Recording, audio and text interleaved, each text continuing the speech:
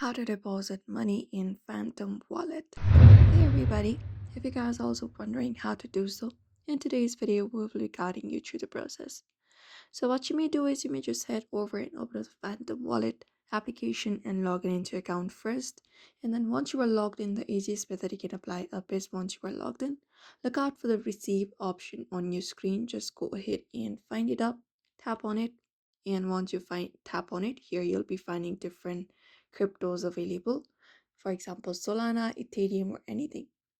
So you can just go and select up and you need to copy the address. For example, Ethereum, tap on it and you'll be finding a QR code and an address. You can either scan the QR code or copy the address. For now, let's just head over and copy the address like this. And once the address is copied, you need to use another application in order to deposit money.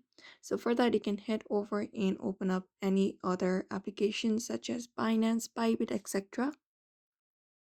For now, for example, if we use Binance, here we'll be finding this interface. We need to head over and locate up the option called wallets in the bottom right corner and tap on it.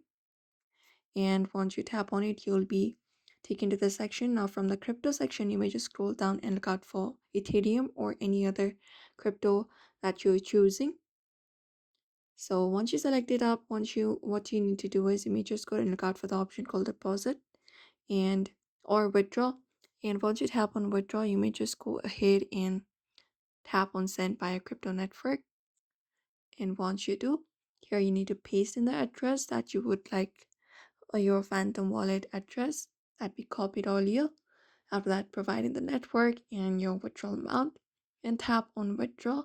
And once that is done, the money should be deposited in your Phantom Wallet. And that's it. So therefore, if you would like to deposit money in Phantom Wallet as well, you may follow up this method. So I hope this video was helpful. Give it a thumbs up and subscribe for more tips and tutorials.